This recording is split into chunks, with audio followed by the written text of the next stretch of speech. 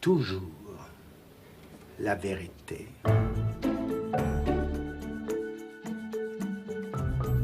Comment était-ce avant que fût repéré l'inconscient? Ben, c'était pareil.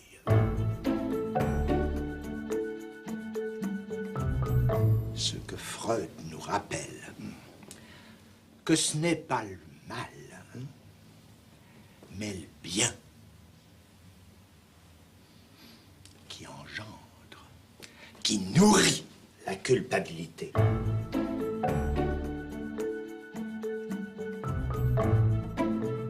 Est-ce que vous connaissez Lacan, que beaucoup dont je suis considèrent comme le plus grand psychanalyste depuis Freud?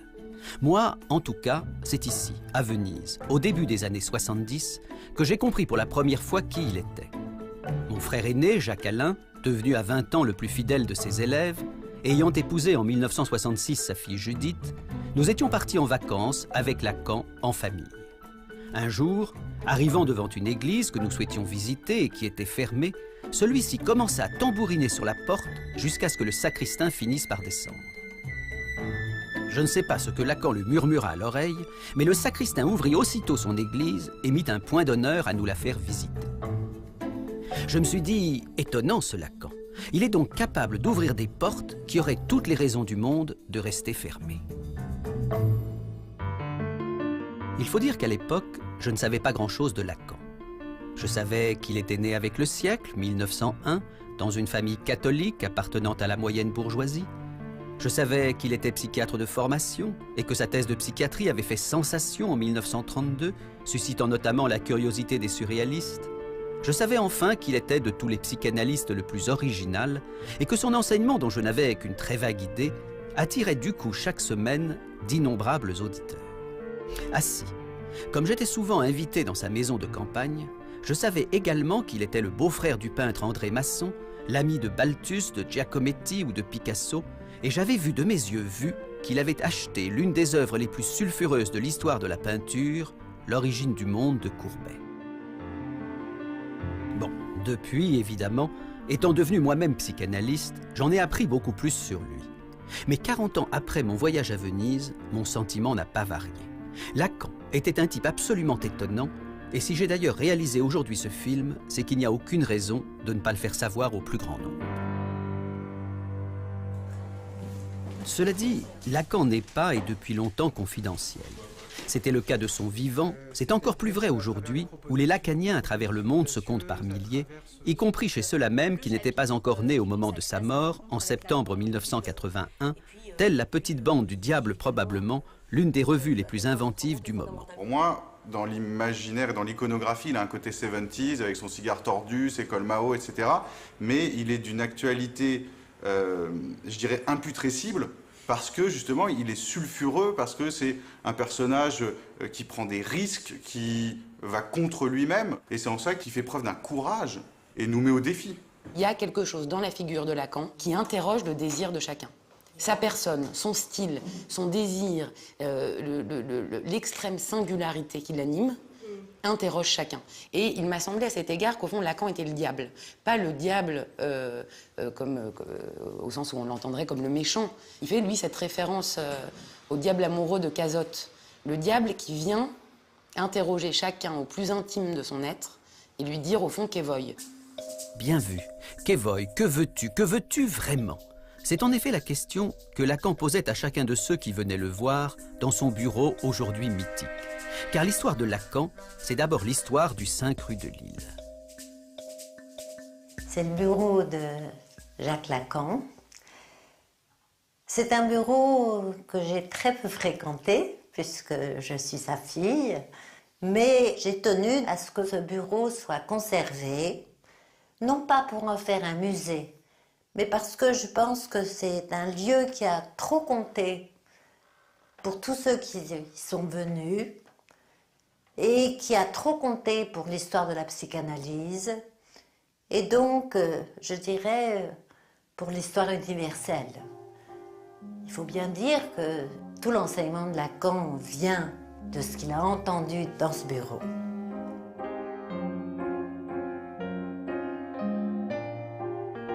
Juste après la guerre, on vivait tous ici. Ma sœur dormait sur le divan parce qu'on était très nombreux dans la maison. L'appartement a 117 mètres carrés. Il y avait nous quatre, ma mère, mon père, Laurence et moi. Et puis, les maçons étaient là aussi. Ils sont rentrés d'Amérique et pendant quelques temps, Laurence devait dormir sur ce divan qu'elle dégageait quand elle allait à l'école, et peut-être un peu plus tôt, parce que mon père commençait très tôt. À 7 h du matin, jusqu'à pas d'heure, avec Gloria, dont mon père considérait qu'elle faisait partie de sa pratique.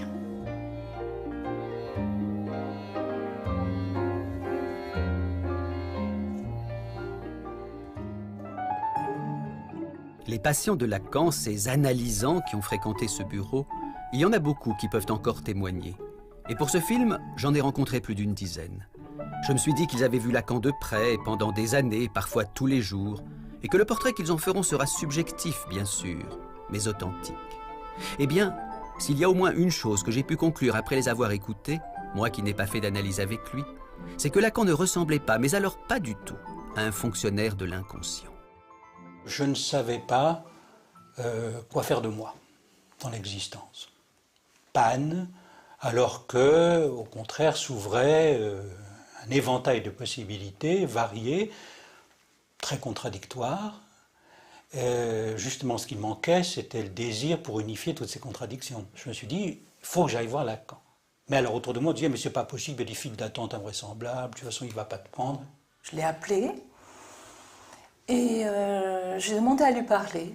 Il m'a répondu. Je ne pensais pas que je pouvais comme ça lui parler aussi immédiatement. Je lui ai demandé un rendez-vous. Je lui ai dit, écoutez, docteur Lacan, je voudrais vous voir. Et il m'a dit, venez demain à 17 h. Voilà. Au départ, je voulais faire une analyse avec Anna Freud, donc je me suis mise à apprendre l'anglais. Parce que je connaissais que ça, je connaissais Freud et Anna Freud. Voilà. Et puis finalement, j'ai abandonné l'idée et arrivée à Nanterre, j'ai entendu parler de Jacques Lacan. J'étais persuadée que Lacan avait connu Freud, donc c'était le lien était là, quoi.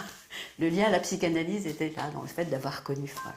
Or, en fait, il ne l'a pas connu, il ne l'a même pas rencontré. Qu'est-ce qui vous a frappé chez Lacan la première fois que vous l'avez vu? Ah, une gentillesse extraordinaire. Une attention que je n'avais jamais rencontrée auparavant. Quelqu'un d'attentif au-delà du courant. Une présence, voilà, une présence attentive. Tous les mots avaient un poids, avaient une importance considérable. Tous les mots qu'il prononçait ou qu'on prononçait soi-même? Que l'on prononçait soi-même, par son écoute. Même quand on parlait de choses tout à fait banales, des choses du quotidien, mais qui venaient là dans les séances, il avait une manière de les écouter en les reprenant, que ça en faisait comme des objets précieux à travailler. Et souvent, on a entendu dire que Lacan s'occupait à toute autre chose. Lacan s'occupait surtout à écouter celui qui lui parlait.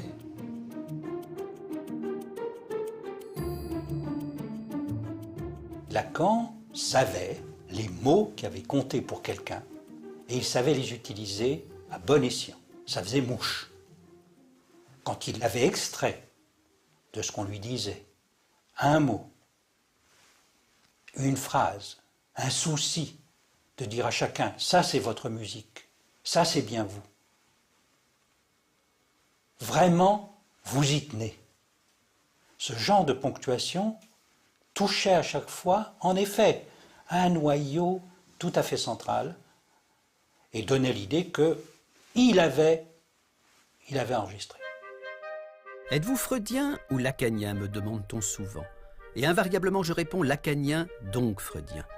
Car même si Lacan n'a jamais rencontré Freud, de tous les psychanalystes, il est celui qui l'a lu livre après livre avec le plus de sérieux. Tenez, un exemple. S'il y a bien une phrase emblématique de Lacan, c'est celle-ci. L'inconscient est structuré comme un langage. Mais qu'est-ce donc là, sinon le pivot même de la découverte freudienne? comment a-t-il fallu Freud pour que simplement il en vienne à lire les rêves, les lapsus, voire les mots d'esprit, comme on déchiffre un message chiffré.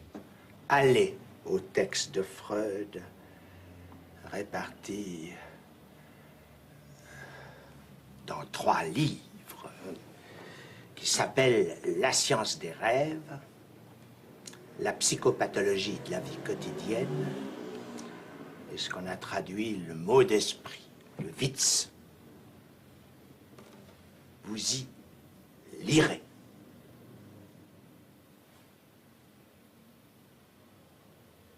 Qu'il ne s'agit de rien d'autre que d'un déchiffrage. Enrichissant et prolongeant la théorie freudienne, sans jamais chercher à la dépasser, Lacan savait aussi en parler d'une façon très concrète à ses patients. À vous, à la première séance, qu'est-ce qu'il vous a dit de la psychanalyse? Il m'a dit, écoutez, on finit toujours par devenir un personnage de sa propre histoire. La psychanalyse, simplement, permet d'accélérer les choses. Vous obtenez des effets de style qui peuvent être intéressants. C'est la différence entre un long roman et une courte nouvelle. Je pense que la psychanalyse vous intéressera pour ça. Ça m'est resté, y compris le goût pour les courtes nouvelles. Faire une analyse avec Lacan, c'était donc gagner du temps pour vivre plus intensément sa propre vie? Alors ça, c'est incontestable. C'est même ça qui pourrait caractériser, je crois, pour chacun, ce que ça fait d'avoir fait une analyse. Et à tous les niveaux, simplement parce que ce désir qui nous habite, avec lequel on est plus ou moins fâché ou éloigné, tant que les symptômes sont un peu trop présents. Une analyse, ça permet au fond d'éclairer un peu ce que sont les symptômes, de se délester de beaucoup de souffrances, et du coup, qu'est-ce que ça libère? Ça libère le désir, donc forcément, en effet, la vie. Et la vie à tous les niveaux. C'est vrai dans la vie amoureuse, c'est vrai par exemple pour une femme qui déciderait d'avoir des enfants, c'est vrai au niveau du travail. Moi il se trouve que par exemple j'ai toujours été une grande travailleuse, mais ça a décuplé mes forces au travail et avec un bonheur et une envie voilà, qui est là tout le temps. Cela dit, ne racontons pas d'histoire. Faire une analyse avec Lacan n'était pas de tout repos. On s'allongeait sur son divan, mais pas pour s'y relaxer. C'était difficile, Lacan. Il te prenait avec une main, mais il te... Bon, il me vient le nom en italien, il stratonava avec l'autre main. Stratonava, ça veut dire quoi? Il te tenait avec une main et avec l'autre, il te secouait comme un prunier. Mais il te tenait avec une main. Et ça, je ne pouvais pas le lâcher. Quand je l'ai rencontré, je savais qu'il allait se passer quelque chose avec lui. Je ne vais pas dire de terrible, mais en tout cas, c'était un grand risque. D'ailleurs, il a fallu que j'aille faire des tours en Italie. Je suis revenue, et puis j'ai craqué. Mais je lui ai dit un jour, je lui ai dit, je vous aime, mais je vous déteste. Voilà. Il m'a dit, il faut bien commencer par quelque chose. Aujourd'hui, vous êtes marié, vous avez 2 enfants, mais à l'époque de votre analyse, vous étiez prêtre. Qu'est-ce qui s'est donc passé avec Lacan? Il a provoqué une espèce de scission entre un idéal auquel j'étais né et j'avais tenu depuis que j'étais petit. Il faut penser que je suis entré au couvent que j'avais 10 ans et ordonné prêtre à 25. Il a fait une coupure entre cet idéal et ce qui m'était comme passion, comme ma passion. La psychanalyse vous a détaché de l'Église, elle vous a également détaché de Dieu? C'est bizarre, c'est resté la même chose. J'ai douté avant, je doute maintenant. Alors Lacan, il était du côté de la dureté ou de la douceur? Je retiendrai que la dureté était du côté de l'acte mais que la douceur faisait que l'on continuait son analyse.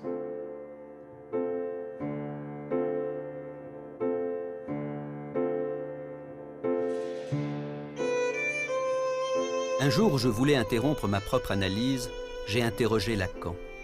Pourquoi est-ce donc si dur de tirer au clair son inconscient? Ce que j'ai retenu de sa réponse, je le résumerai ainsi. La vérité est toujours incommode à supporter, et il se peut que la psychanalyse finisse par nous apprendre sur nous-mêmes ce que nous préférerions ignorer. Plus nous nous approchons de la vérité dans notre histoire, plus nous avons envie de lui tourner le dos. C'est pour cela, m'expliqua-t-il, qu'il avait toujours découragé ceux qui venaient à lui simplement pour mieux se connaître. Cela ne suffit pas. Il faut que quelque chose cloche, et handicape, et intrigue pour tenir la rampe au fil des séances. Il faut aspirer à ce que change dans son existence quelque chose de crucial. C'est pour cela aussi que Lacan ne jouait pas au bon apôtre. Mais c'est aussi parce qu'il était du côté de la vérité, et pas des simagrées de la bienveillance, qu'il savait faire preuve d'une humanité qui n'était pas de façade. Je viens d'Allemagne, je suis né en 1938, donc j'ai vécu les années de la guerre avec toutes les horreurs, les angoisses, l'après-guerre, la faim, les mensonges. J'ai toujours voulu partir d'Allemagne à cause de ça. Et dès le début, une des premières séances aussi, j'ai demandé à Lacan, est-ce que je peux guérir de cette souffrance-là? Et en le disant, j'ai compris non, que j'avais eu comme ça une idée, comme cette douleur-là, que je pourrais me l'arracher grâce à l'analyse. Non, il avait une manière de, je sais pas, de me regarder sur moi, qui m'a fait saisir, non, ça, il faudra faire avec toute la vie. Un jour, dans une séance, je parle à Lacan d'un rêve que j'ai fait. Un rêve, et je lui dis, je me réveille tous les matins à 5 heures. Et j'ajoute, c'est à 5 heures que la Gestapo est venue chercher les Juifs dans leur maison. À ce moment, Lacan se lève comme une flèche de son fauteuil, vient vers moi et me fait une caresse extrêmement douce sur la joue. J'ai compris, Gestapo, le geste. Il avait transformé la Gestapo en un geste. Un geste tendre, il faut le dire.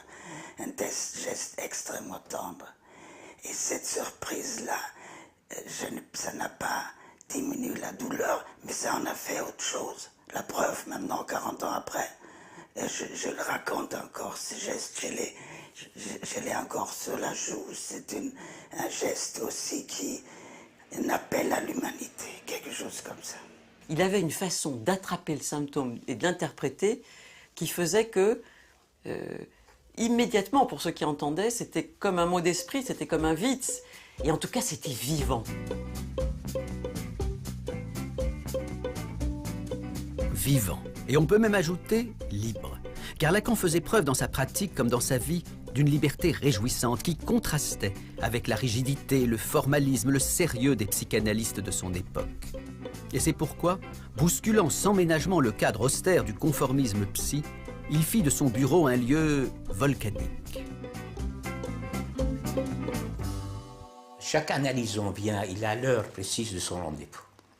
Mais une fois qu'il débarque, il ne sait jamais quand Lacan va le prendre. On rentre dans le salon et la bibliothèque sont pleines de monde. Et alors, d'un côté, les jeunes, plutôt intimidés, attendant leur séance, et puis ceux de la précédente génération, qui causent entre eux le plus normalement du monde. On se croirait vraiment dans le dernier salon où l'on cause. À la fois, il pouvait y avoir des moments dans lesquels tous les sièges étaient pris, et il y avait des moments et des heures où on était tout seul. Ce qui n'est pas du tout le même type de procédé que le faisait Freud, qui s'était inventé une technique à sa main, avec au contraire, c'était vraiment une personne dans la salle d'attente, une personne avec lui pendant 1 heure, une personne seule, et limitant au maximum les contacts, etc. C'était pas du tout ça, et ça réordonnait complètement les rapports de l'un et du multi. Sa pratique ne se limitait pas à son bureau, à son cabinet, enfin, à ce périmètre-là. Il avait une mobilité assez extraordinaire et de cette façon, il brisait tous les standards. Évidemment, quand Lacan rentre dans son bureau, il ferme la porte derrière lui. Mais très souvent, disons qu'il oublie de fermer la porte. Résultat, tous ceux qui sont en attente entendent tout ce qui se dit. Et c'est là qu'on découvre, on réalise que là où chacun imagine le drame de son Oedipe, ça a fini par devenir une rengaine, ponctuée par les soupirs de Lacan, des soupirs à fond de l'âme. Et c'est vrai qu'il y a eu plusieurs comme ça, plusieurs moments où je lui disais quelque chose et il laissait la porte ouverte, par exemple, alors que j'étais allongée sur le divan. Et je lui disais, écoutez, vous ne pouvez pas la fermer. Je m'a dit, oui, je vais la fermer.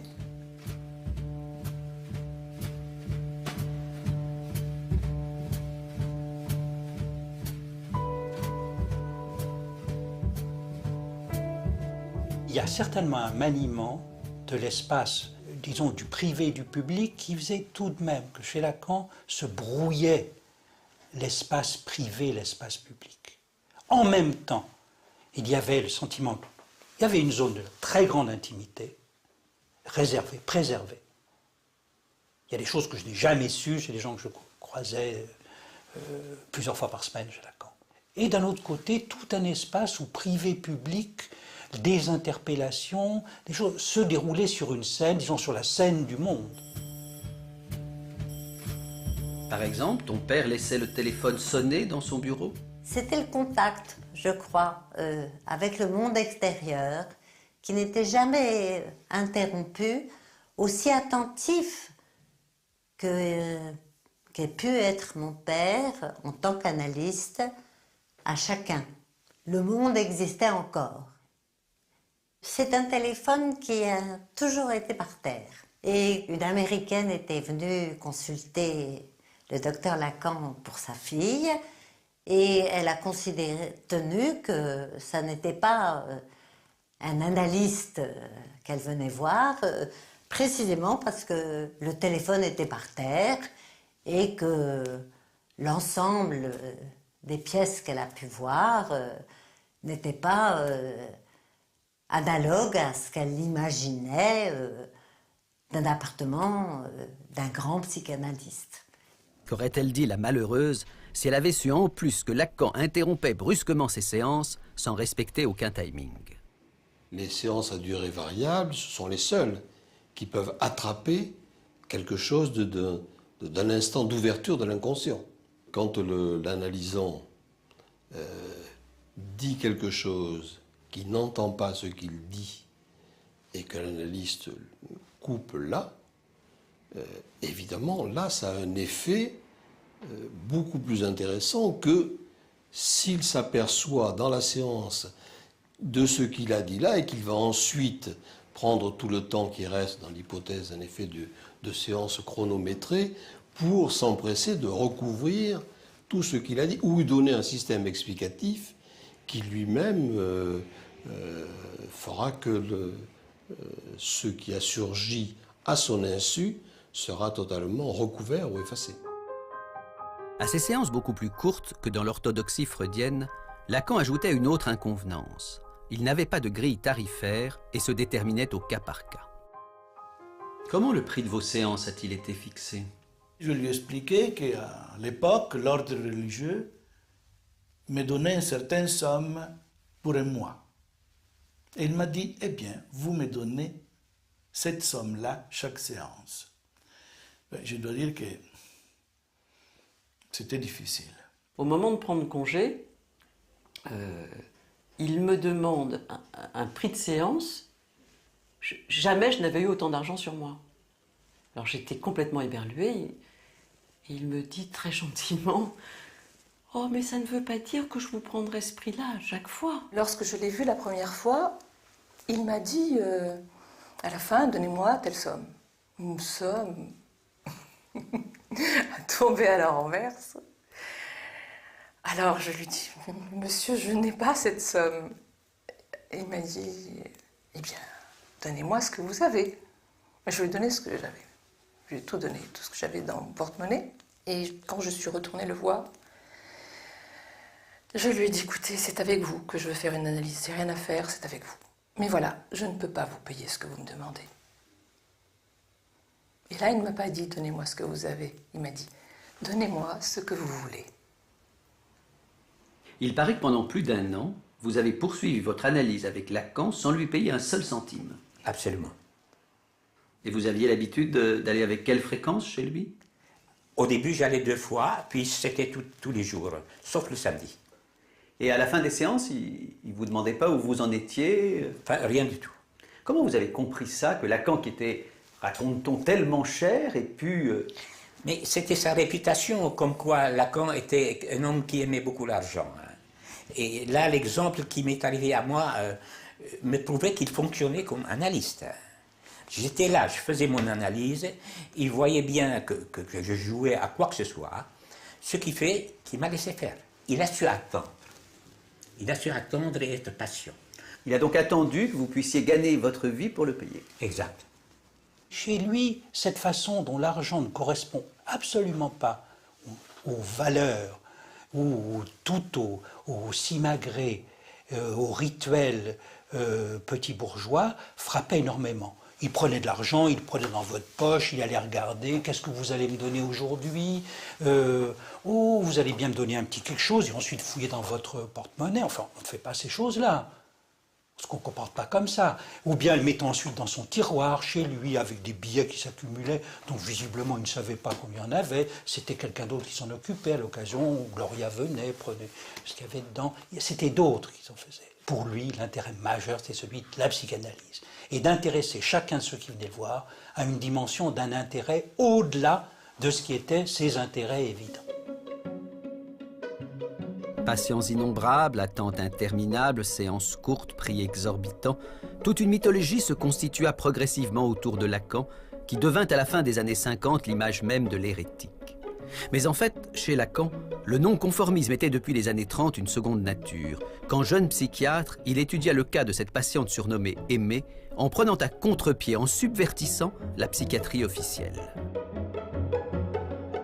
Quand lui, il va publier le cas Aimée, il vient tout à fait en rupture avec ce que font les maîtres qui sont les siens à cette époque-là. Les maîtres de l'époque, ce qu'ils veulent, c'est décrire une symptomatologie à laquelle ils vont attacher leur nom. Et donc, il leur faut en effet un nombre important de cas, comme si, en effet, le nombre venait confirmer. Et Lacan prend le contre-pied tout à fait de ça. Lacan veut montrer qu'avec un cas approfondi, on peut dire beaucoup plus de choses qu'avec ce qui était aussi à l'époque ajouter les cas les uns à la suite des autres, comme c'est aussi aujourd'hui la loi du nombre qui dirait quelque chose des patients.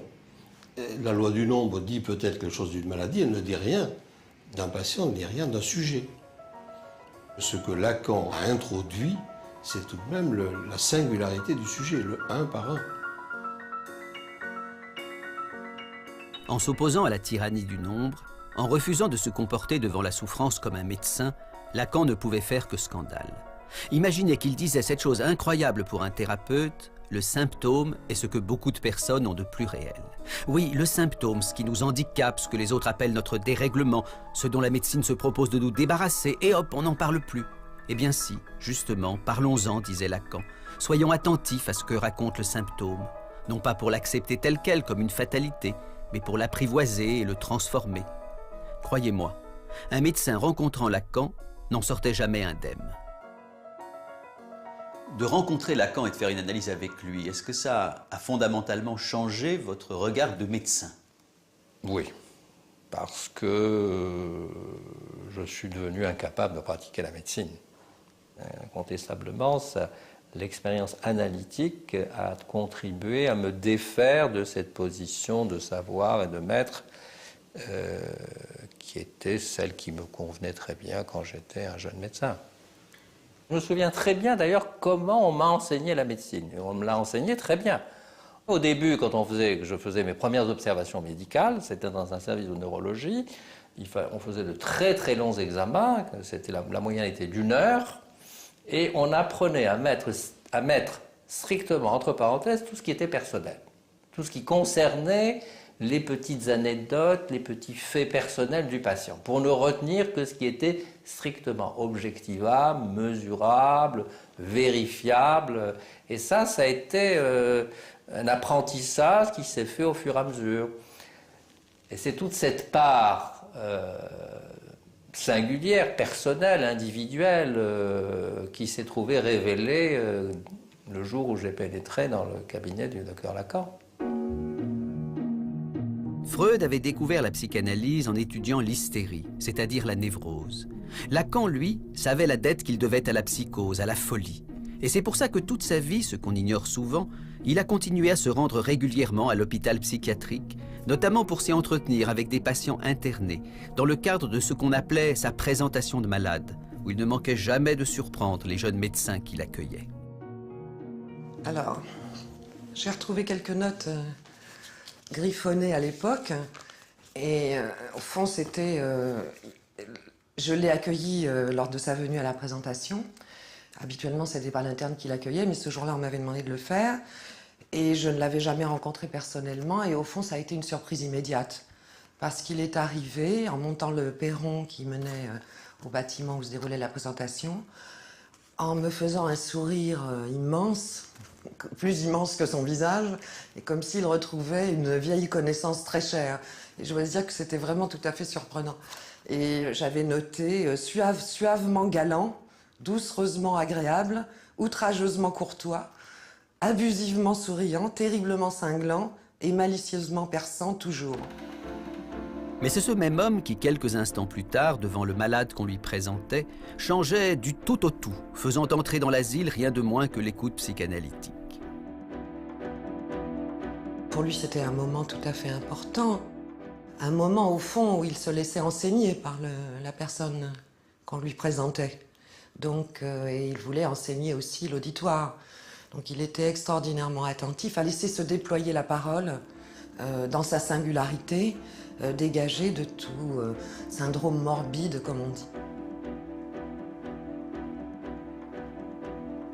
La perspective de sa présentation était une position subversive par rapport à la tradition des présentations de malades, des médecins ou des psychiatres, où au fond on tentait plutôt de démontrer que telle personne entrait dans tel cadre clinique déjà préétabli, alors que Lacan voulait au contraire entendre tout le sel d'une expérience singulière.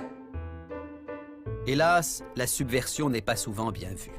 Et si les collègues de Lacan, psychiatres ou non, aimaient l'écouter et admiraient son incontestable talent d'orateur, ils ne l'en exclurent pas moins brutalement de leur rang et le traitèrent comme un dissident.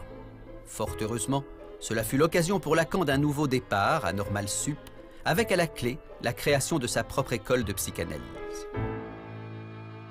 Lacan avait été expulsé des écoles dans lesquelles il se trouvait auparavant. Il se retrouvait, comme il le disait lui-même, excommunié et par l'intermédiaire d'Althusser, il avait pu trouver asile à l'école normale, dans la salle de théâtre de l'école normale. Et du coup, parce qu'il avait été exclu, Lacan trouva un public beaucoup plus large que celui qu'il avait eu jusqu'alors, sidérant littéralement les plus brillants des jeunes intellectuels du moment, qui n'étaient pourtant pas en manque de maîtres. Nous pouvions à la fois entendre, discuter avec Michel Foucault, qui venait de publier l'Histoire de la folie. Il y avait à côté Roland Barthes, qui enseignait à l'école des hautes études, Georges Dumézil, qui, du côté de l'histoire des religions, nous apprenait à découvrir les vertus du structuralisme dans un champ tout différent de celui où il s'était imposé d'abord, c'est-à-dire dans la linguistique saussurienne. Il y avait Lévi-Strauss au Collège de France. Derrida est devenu répétiteur doublant en même temps Althusser. J'oubliais évidemment celui qui était le maître de Michel Foucault et que admirait aussi beaucoup Jacques Lacan, Georges Canguilhem. La première fois que j'ai vu Lacan, si on peut dire, je l'ai en même temps entendu et il faisait l'un des séminaires les plus brillants qu'il ait fait. Et c'est un des textes les plus forts, les plus retentissants, les plus inouïs. Et donc, on regardait ça. Je dois dire que nous n'avions pas tout à fait l'habitude, même en philosophie, d'avoir des choses aussi denses, aussi souveraine et aussi brillante. Ça m'a paru une insolence extraordinaire. Parler comme il écrivait. Ça me paraissait d'une insolence extraordinaire, au double sens d'insolence, c'est-à-dire à la fois insolent au sens classique et puis inhabituel.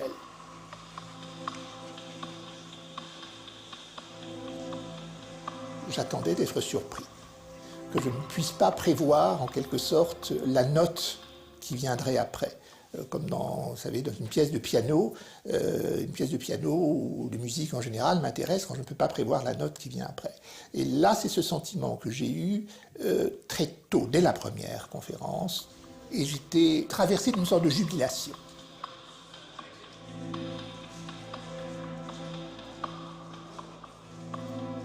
Il n'y a pas de rapport sexuel, les noms du père, la femme n'existent pas.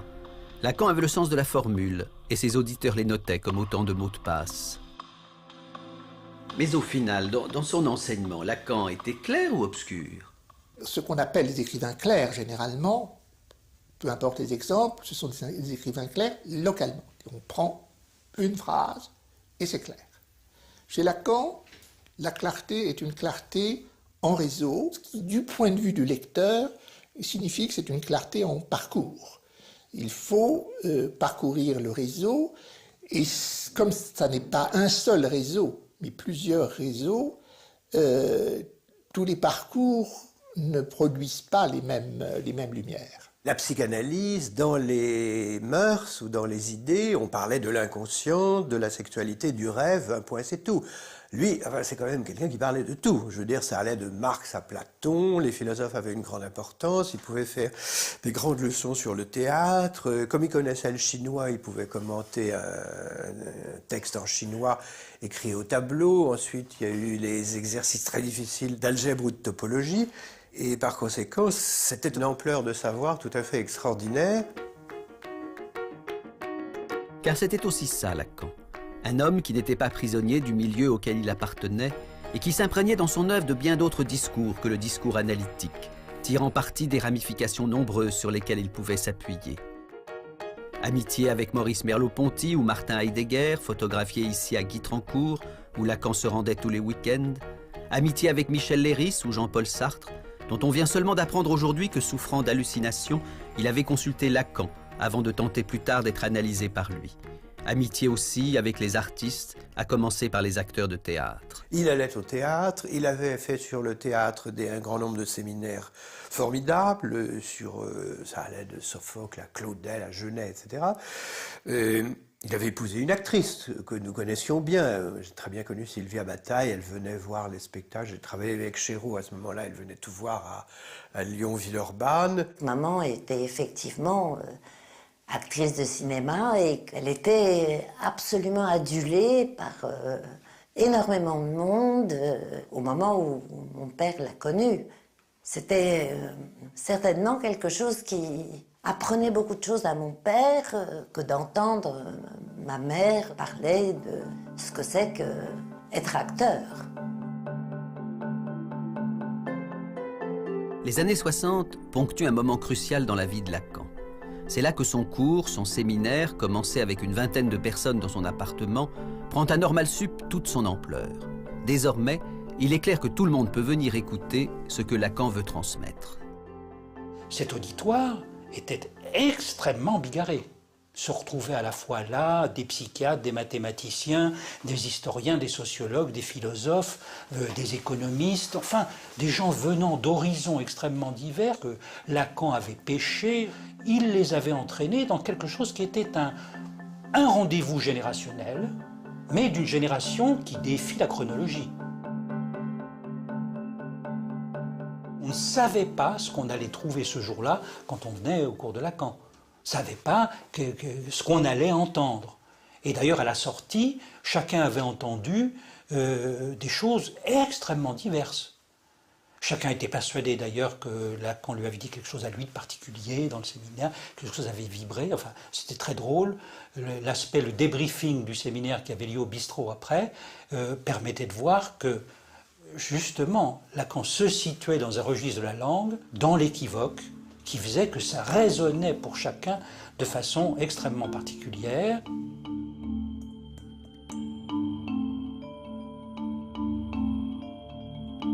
C'est à Normal Sup que Lacan rencontra mon frère Jacques-Alain, dont il dira très vite « il y en a un au moins qui sait me lire », décidant de lui confier la rédaction de son séminaire et faisant progressivement de lui son successeur.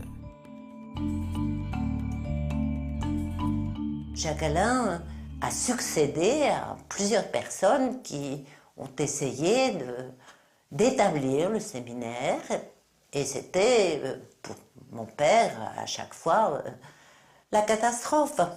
C'était pas ça qu'il voulait. Moi, ce dont je me souviens, c'est que quand Jacques-Alain lui a dit « je peux faire vos séminaires », il lui en a présenté un, les 4 concepts fondamentaux de la psychanalyse. C'était la joie pour mon père et vraiment un soulagement extraordinaire. Et d'ailleurs, tout de suite, mon père a dit « vous allez les faire tous ». Le travail de Jacques-Alain, pour mon père, était réjouissant, satisfaisant et auquel il tenait comme à la prunelle de ses yeux. Que Lacan ait été soulagé se comprend aisément. Faire passer une œuvre aussi complexe de l'oral à l'écrit était un travail considérable, qui nécessitait de la repenser, de la réécrire. Et cela explique pourquoi Lacan demanda aux éditions du Seuil que Jacques-Alain soit inscrit contractuellement comme son co-auteur. Le résultat est là. Le séminaire est traduit dans le monde entier et considéré comme l'une des œuvres majeures du XXe siècle, avec à la clé cette réussite étonnante que ceux-là même qui n'ont jamais connu Lacan peuvent, en le lisant, l'entendre. J'avais l'impression, en lisant les séminaires,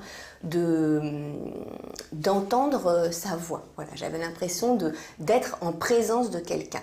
C'est complètement différent de la lecture d'un texte philosophique, justement, où là, on sent quand même qu'on se plonge dans le passé, on a du mal quand même à faire revivre la voix de Kant, la voix de Hegel. Alors là, c'est vrai qu'avec Lacan, on sent quelque chose qui n'est pas clos. Chaque leçon, où il nous laisse comme ça un peu sur notre faim, où on se dit, bon, là, il faut la leçon suivante, et puis encore la suivante, et encore la suivante.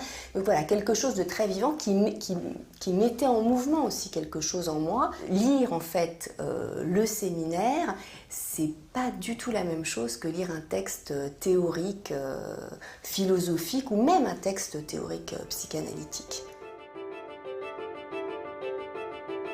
Lire Lacan, l'entendre et le voir aussi. Puisqu'en 1973, à 72 ans, il accepta pour la première fois de sa vie, et la seule, d'être filmé par la télévision française. Avec derrière la caméra, un tout jeune homme qui allait devenir quelques années plus tard un des meilleurs réalisateurs du cinéma français. Pour vous, filmer Lacan, c'était une expérience singulière ? Pour moi, c'était un acteur prodigieux parce que c'était un interprète au sens fort. Et là, en plus, il interprétait sa propre parole, son propre discours. Et interprétation, du coup, s'entend évidemment dans tous les sens qu'on voudra. Il n'y a pas de différence entre la télévision et le public devant lequel je parle depuis longtemps, ce qu'on appelle mon séminaire. Vraiment, pas de différence? Dans les deux cas, il s'agit d'un regard. Qu'on ne croit pas pour autant que je parle à la cantonade, c'est le cas de le dire. Visionnant le film terminé, les dirigeants de la télévision d'alors furent stupéfaits et, ne comprenant que quic à tout ça, refusèrent catégoriquement de le diffuser. Je suppose que n'importe qui de sensé aurait accepté le verdict en pestant. Pas Lacan, qui ne connaissait rien à la télévision, mais appliquait son principe de ne jamais céder sur son désir. Lacan, lui, c'était là, maintenant. Ce qu'on avait dit, ça devait se faire comme ça, et pas autrement. Et il est rentré en guerre. C'était tous azimuts, aussi bien les sous-fifres de la télé qui l'appelaient en leur donnant des ordres par téléphone qui étaient absolument incontournables, et tous les importants, entre guillemets, il y en avait quelques-uns qui pouvaient avoir eu affaire à lui d'une façon ou d'une autre sur le divan ou ailleurs, tous ont été requis. Les coups de fil du docteur, les interventions, les lettres, les mots, les petites menaces comme ça envoyées ici ou là, enfin, ça a fini par produire un effet de rumeur qui s'est précisé de plus en plus, au point que Lacan, lui, a senti que non seulement ça passerait, mais que ça passerait à l'heure la plus improbable pour ces gens-là, et qu'ils l'exigeraient, et que ça marcherait. L'heure la plus improbable, c'était quelle heure donc? 20h30, le samedi soir, 2 samedis soirs de suite, ouais, à 20h30, à l'heure de la plus grande écoute sur la chaîne 1. C'est stupéfiant. Je vous le disais, drôle de type ce Lacan, animé par un désir qui ne le faisait pas tenir en place, comme sur la célèbre photo de Brassailles ou dans l'atelier de Picasso, à côté d'Albert Camus ou de Simone de Beauvoir, il est le seul à bouger. Peu de temps avant sa mort, il dira à ses élèves à Caracas « Soyez lacanien si vous le voulez, moi je suis freudien ». Car tout en donnant naissance à travers le monde au plus important mouvement psychanalytique depuis Freud, il ne s'identifiait pas à lui-même et continuait de se penser décalé et seul. En fait, rien ne dit mieux qui était Lacan que les choix qu'il fit pendant la dernière guerre. Non seulement il hébergea des résistants ou mit un point d'honneur à ne rien publier, mais alors que les nazis occupaient Paris et que Vichy imposait l'étoile jaune, il donna à sa fille un prénom juif, Judith. Il m'a appelée Judith. Je suis née en 1941 et ça a été certainement d'un très grand poids dans ma vie. C'était quand même quelqu'un de très optimiste. Et en tout cas qui a cru à la résistance et qui a résisté.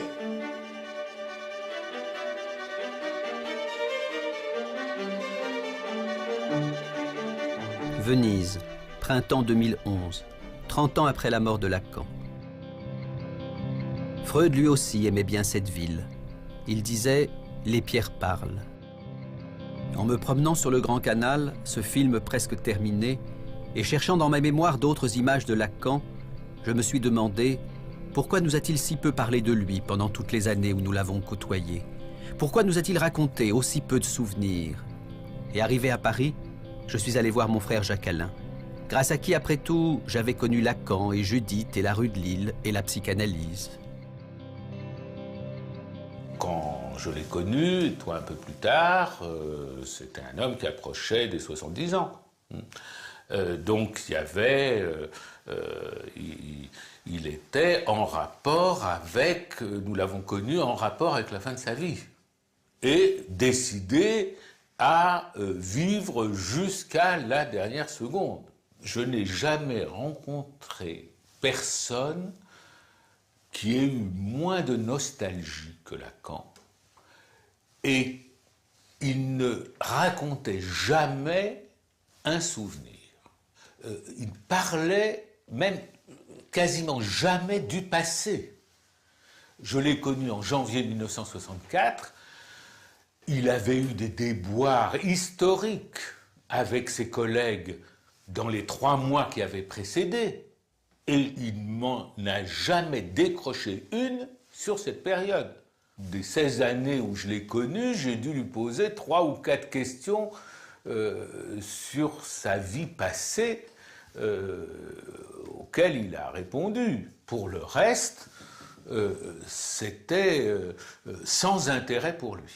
Il était dans le moment présent et une petite anticipation. Il ne se préoccupait donc pas de la postérité? Les gens, pour lui, ça n'existait qu'un par un. Et c'est d'ailleurs pour ça qu'il a été si réticent pendant 20 ans à publier son séminaire. Il voulait avoir les gens devant lui, voir comment ils réagissaient, ce qu'ils allaient lui dire après, dialoguer avec eux. Et l'idée de s'adresser à la masse, au monde, voire à la postérité, ça lui était parfaitement étranger. La postérité, c'est une abstraction. Et c'était une abstraction pour Lacan. J'aurais pu m'en souvenir, mais je préfère le lire. Bon, parce que c'est dans l'esprit de Lacan, c'est un petit poème de Raymond Queneau, qui est tout à fait, Lacan le cite souvent, Queneau, et c'est tout à fait dans le même esprit. Ce soir, si j'écrivais un poème pour la postérité, Fichtre, la belle idée. Je me sens sûr de moi, j'y vais. Et à la postérité, j'ai dit merde, et remerde, et re-remerde. Drôlement feinté la postérité, qui attendait son poème. Ah, mais... Bon. Eh bien, ça, c'est lacanien.